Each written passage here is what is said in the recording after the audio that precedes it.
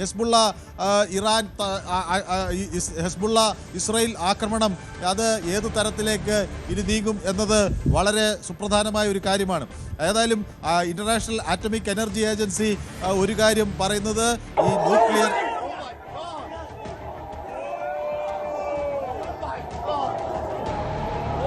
International atomic energy agency വ്യക്തമാക്കുന്ന ഒരു കാര്യം, ഒരു റേഡിയോളജിക്കൽ ഇമ്പാക്റ്റ് ഇല്ല, ആണവ പ്രസരണത്തിൻ്റെ ഒരു സൂചന അവിടെ നിന്ന് ലഭിക്കുന്നില്ല. കാരണം ഈ ആണവ കേന്ദ്രങ്ങൾ ഇറാനിലുള്ള ആണവ കേന്ദ്രങ്ങൾ ആക്രമിച്ച നതാൻസിനെ സംബന്ധിച്ച് ഇറാൻ പുറത്തുവിട്ട വിവരങ്ങൾ കൂടി പരിശോധിച്ചാണ് ഇന്റർനാഷണൽ ആറ്റമിക് എനർജി ഇപ്പോൾ താൽക്കാലികമായി ഇങ്ങനെ ഒരു അഭിപ്രായം മുന്നോട്ട് വയ്ക്കുന്നത്.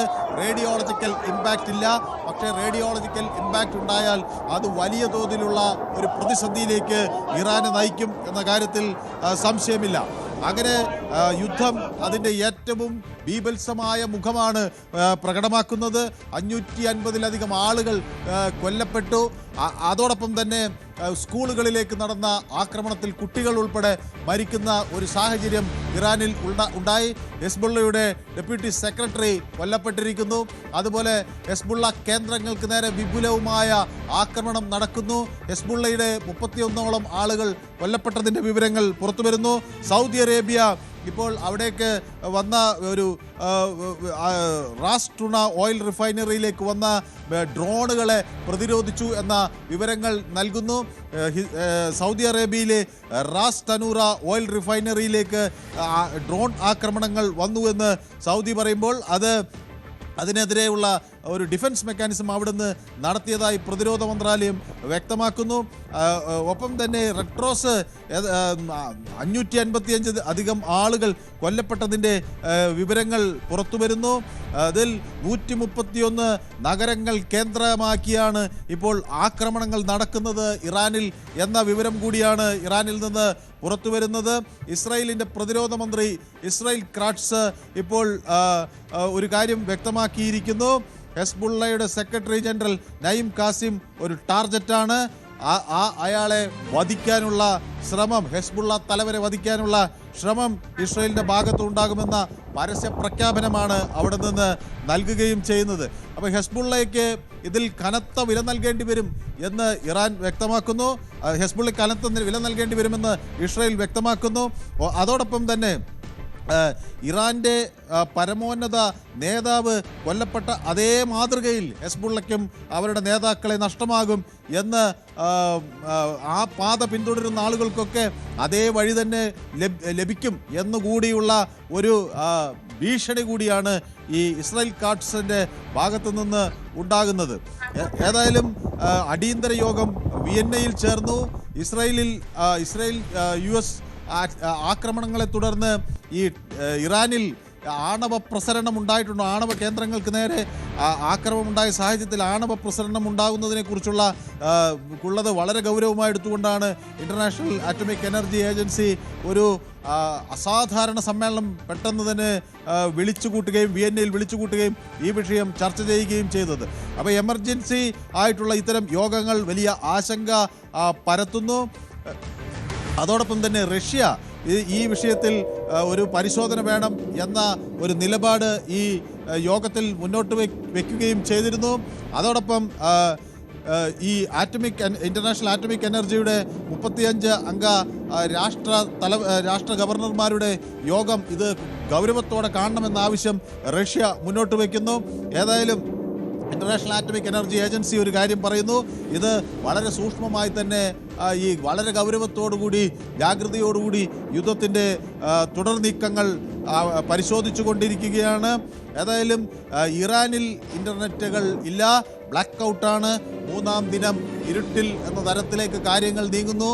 ഇറാൻ പക്ഷേ പ്രത്യാക്രമണം നടത്തുമെന്ന കാര്യത്തിൽ സംശയമില്ല എന്ന് തറപ്പിച്ച് വ്യക്തമാക്കുകയും ചെയ്യുന്നു. ഏതായാലും ഇൻ്റർനെറ്റുകൾ അവിടെ പ്രവർത്തിക്കുന്നില്ല, പൂർണ്ണമായ ഇരുട്ടിലേക്ക് കാര്യങ്ങൾ നീങ്ങുന്നു എന്ന സൂചന കൂടി അവിടെ നൽകുകയാണ്. ഒപ്പം ഈ US എംബസി US പൗരന്മാരോട് ജാഗ്രത പുലർത്തണം എന്ന രാജ്യത്തിന് പുറത്തുള്ളവർ ജാഗ്രത പുലർത്തണം എന്ന നിർദ്ദേശങ്ങൾ നൽകിയിട്ടുണ്ട്.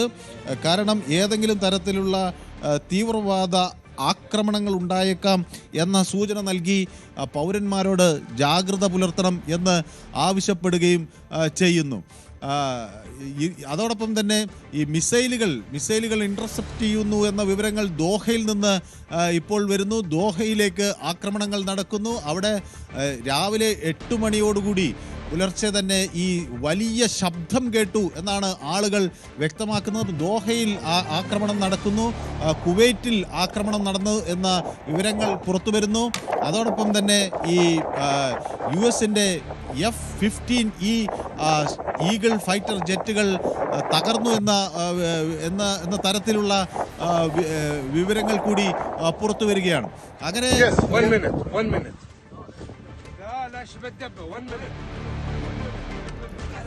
ഓക്കെ. അതോടൊപ്പം തന്നെ ഈ സൗദി അറേബ്യ ഈ റാസ് ടുനറ റിഫൈനറി താൽക്കാലികമായി അടച്ചിരിക്കുന്നു. അവിടേക്ക് നേരത്തെ ഡ്രോൺ ആക്രമണങ്ങൾ ഉണ്ടായ സാഹചര്യത്തിലാണ് ഇത് അടയ്ക്കുന്ന ഒരു തീരുമാനത്തിലേക്ക് വന്നത്. ഇറാൻ ഈ 10 തരം മിസൈൽ തരംഗങ്ങൾ അയച്ചു എന്നതാണ് ഇസ്രയേൽ പറയുന്നത്.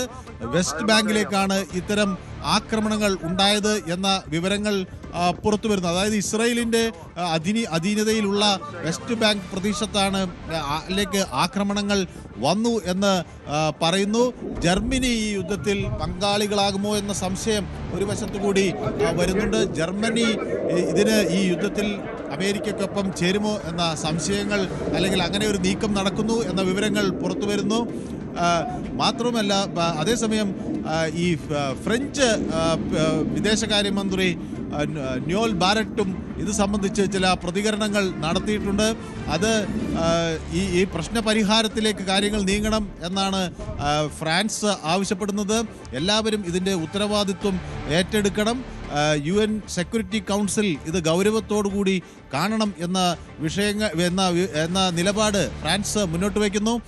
അതേസമയം ഇതിൽ ഒരു പ്രശ്നപരിഹാരത്തിനുള്ള ഒരു സാധ്യതയും ഇപ്പോൾ വരുന്നില്ല എന്നതാണ് ഇപ്പോൾ ഏറ്റവും ആളുകളെ ആശങ്കപ്പെടുത്തുന്നത്. റെഡ് ക്രോസിൻ്റെ കണക്കനുസരിച്ച് 555 ആളുകൾ മരിച്ചു കഴിഞ്ഞു. 131 സുപ്രധാന നഗരപ്രദേശങ്ങളിലേക്ക് ആക്രമണം നടന്നു കഴിഞ്ഞു.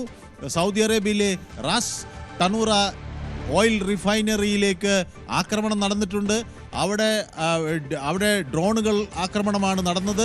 അത് ഇന്റർസെപ്റ്റ് ചെയ്തിട്ടുണ്ട് എന്ന് അവിടുത്തെ സൗദി അറേബ്യയിലെ പ്രതിരോധ മന്ത്രാലയം അറിയിക്കുന്നു. ബ്രിട്ടീഷ് പ്രതിരോധ മന്ത്രാലയം വ്യക്തമാക്കുന്നത് ഡ്രോൺ സൈപ്രസിലെ UK മിലിറ്ററി ആസ്ഥാനത്തേക്ക് ഡ്രോൺ ആക്രമണമുണ്ടായി എന്ന് ബ്രിട്ടൻ വ്യക്തമാക്കുന്നു. ഒപ്പം US-ന്റെ ഒരു യുദ്ധവിമാനം കുവൈറ്റിൽ തകർന്നു വീണു എന്ന് അവിടുത്തെ പ്രതിരോധ മന്ത്രാലയം വ്യക്തമാക്കുന്നു. എന്നാൽ ഈ യുദ്ധവിമാനത്തിനകത്തുണ്ടായിരുന്ന സൈനികൻ രക്ഷപ്പെട്ടതിൻ്റെ അല്ലെങ്കിൽ അതേ ജീവൻ നഷ്ടമായിട്ടില്ല എന്ന സ്ഥിരീകരണം വരുന്നു. ഇസ്രയേൽ എയർ അറ്റാക്ക് എന്ന തരത്തിൽ ലെബനനു നേരെ ശക്തമായ ആക്രമണം നടക്കുന്നു. 31 പേരാണ് അവിടെ ലെബനനിൽ കൊല്ലപ്പെട്ടിട്ടുള്ളത്. 149 പേർക്ക് ഗുരുതരമായി പരിക്കേറ്റതായി ലെബനനിൽ നിന്നുള്ള ആരോഗ്യ മന്ത്രാലയത്തിൻ്റെ കണക്കുകൾ വ്യക്തമാക്കുന്നു. അതോടൊപ്പം ഈ ബഹ്റൈനിലുള്ള US എംബസി ഇത്തരം ടെററിസ്റ്റ് ഗ്രൂപ്പുകളുടെ ആക്രമണം ഉണ്ട് എന്നത് സംബന്ധിച്ച് അവിടുത്തെ അമേരിക്കൻ പൗരന്മാരോട് നിർദ്ദേശങ്ങൾ നൽകുന്നു. ജാഗ്രത പാലിക്കാൻ ആവശ്യപ്പെടുന്നു. അമേരിക്കൻ പൗരന്മാർ രാജ്യത്തിന് പുറത്ത് മിഡിൽ ഈസ്റ്റിലുണ്ടെങ്കിൽ അതീവ ജാഗ്രത പുലർത്തണം. അവരെ ലക്ഷ്യമിട്ടേക്കാം എന്ന ആശങ്ക പങ്കുവയ്ക്കുന്നു. ഒപ്പം തന്നെ ഈ സെക്യൂരിറ്റി സംവിധാനത്തിൽ പാളിച്ചകളില്ലാതിരിക്കാൻ മിഡിൽ ഈസ്റ്റിലെ രാജ്യങ്ങൾ അതീവ ഗൗരവത്തോടെ മുന്നോട്ട്. കൂടുതൽ വാർത്തകൾക്ക് News 18 Keralam YouTube channel subscribe ചെയ്യുക.